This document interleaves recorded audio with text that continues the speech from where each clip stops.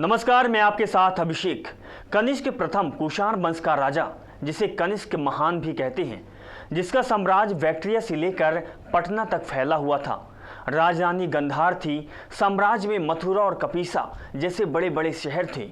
बौद्ध धर्म को मानता था। उसकी इसी लगन से उस जमाने को सिल्क रूट निकला था, जिसे चीन आज फिर से बनवा रहा है। 78 ईस्वी में कनिष्क राजा बना था, जिसे शक संवत का पहला साल माना गया। हर इतिहास तो इतिहास होता है, समय समय पर बदलता रहता है। कई जगह ये भी कहा जाता है कि कनिष्क 127 ईस्वी में राजा बना था। जो भी हो, ये राजा बड़ा ही प्रतापी था, पर इसके बारे में बात बड़ी कम होती है। अशोक, हर्षवर्धन, चंद्रगुप्त, विक्रमादित्य और अकबर में भी लोग उलझ कर रह जाते हैं, पर कनिष्क का साम्राज्य भी लोगों के साम्राज्य से कम नहीं था।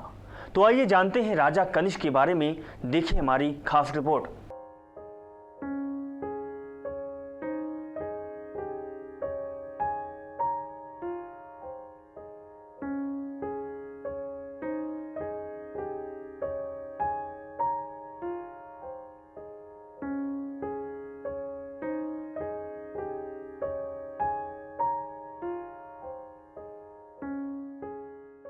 सम्राट कनिष्क राजा बने। सम्राट कनिष्क को कुषाण वंश का तीसरा शासक माना जाता था, किंतु रावाटक शिलालेख के बाद यह चौथा शासक साबित होता है। संदेह नहीं कि कनिष्क कुषाण वंश का महानतम शासक था। उसके ही कारण कुषाण वंश का भारत में सांस्कृतिक एवं राजनीतिक इतिहास में महत्वपूर्ण स्थान है।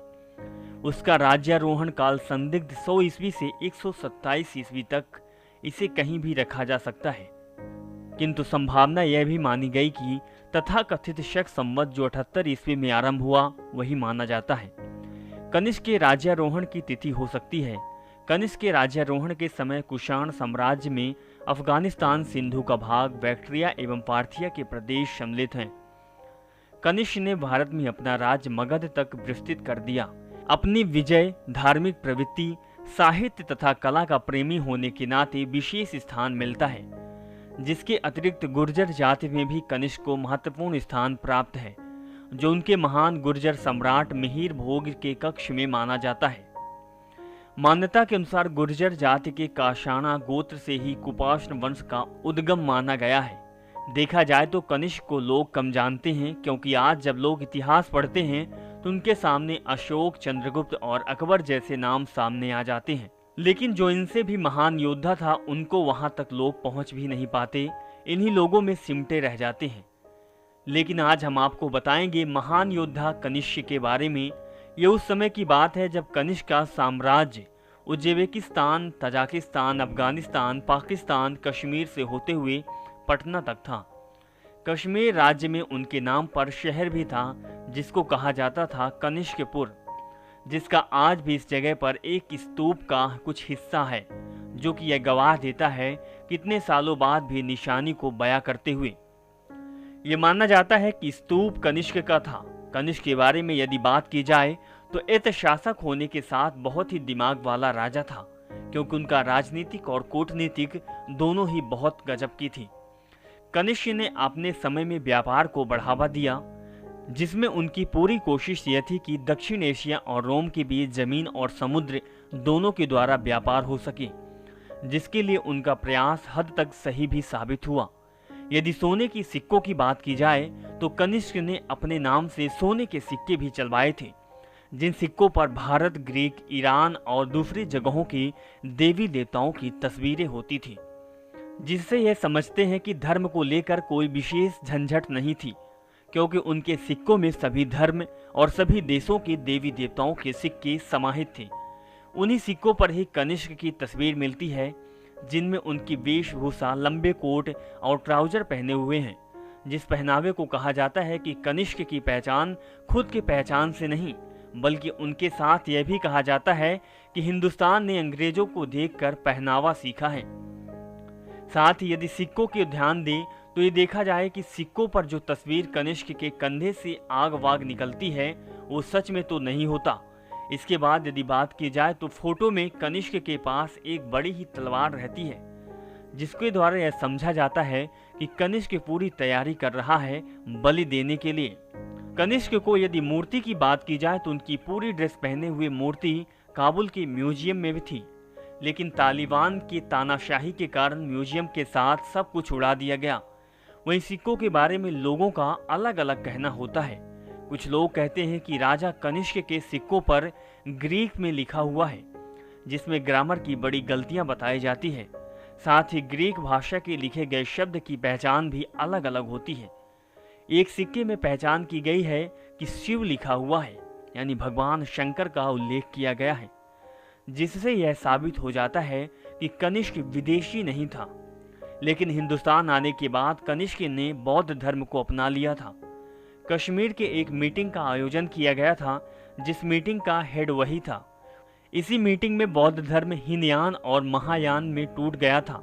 महात्मा बुद्ध की बड़ी ही स्पेशल मूर्तियां कनिष्क के समय बनाई गई थी, जो 32 प्रतीकों वाली थी। आपको बता दें कि कनिष्क ने गंधार कला का विकास किया था, जो ग्रीक, रोमन और इंडियन आर्ट मिलाकर एक बढ़िया म्यूजियम तैयार किया गया था। यदि कनिष्क के पेशे की बात की जाए तो पेशावर में कनिष्क ने एक बड़ा ही स्तूप बनवाया था, जो कि 286 फीट व्यास का था, जिसमें चीन के घुमांतु यात्री लिखते हैं कि 600 फीट ऊंचा था और इस पर तरह तरह के जेवरात लगे हुए थे, जिनकी ऊंचाई बहुत ही ज़्यादा कही जा सकती है। ये कई मंजिला इमारत की तरह दिखाई देता था। वहीं बुद्धिस्ट किताबों में एकदम अशोक की कहानी की माफिक लिखा गया है कनिष्क के बारे में, जो कि पहले कनिष्क गर्म दिमाग का और अड़ियल राजा था, लेकिन जब से वो बौद्ध धर्म अपनाया उसके बाद ये शांत दिमाग का और उदार राजा बन गया। एक बौद्ध भिक्षु ने अपनी ताकत से कनिष्क को नरक का दर्शन करा दिया, जिसके कारण कनिष्क डर गया और उसी से रोने लगा, क्योंकि कनिष्क को ये समझ आ गया कि नरक का क्या हाल होता है और इसी के कारण लोग नरक जाते हैं, क्योंकि उनके गुनाहों की सजा नरक में मिलती है। इसी कारण कनिष्क अपने आप को क्रूरता से दूर अपने स्वभाव को सहज बना लिया था। साथ ही लोगों के प्रति अपना नर्म हो गया कि सबके साथ शांत और परोपकारी जैसा व्यवहार करने लगा।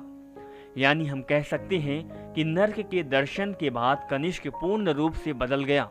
साथ ही जानकारों के अनुसार यह भी लिखा गया कि बुद्ध ने कनिष्क के बारे में बहुत पहले भविष्यवाणी कर दी थी, जिसके कारण ही कनिष्क ने इस भविष्यवाणी की लाज रखी।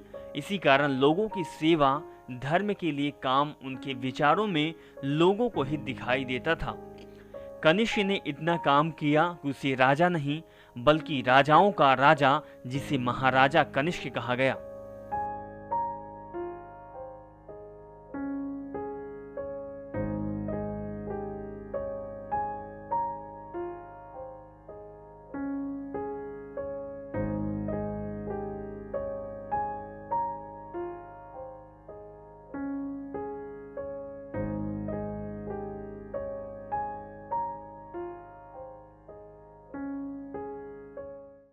दर्शकों, ये थी राजाओं के राजा कनिष्क महाराजा की कहानी, जिन्होंने देवपुत्र शाह ने शाही की उपाधि धारण की थी।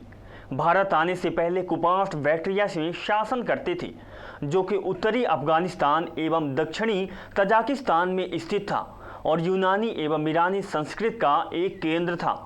कुषाण हिंदू ईरानी समूह की भाषा बोलते थे और वो मुख्य रूप से मिहिर यानी सूर्य के उपासक थे।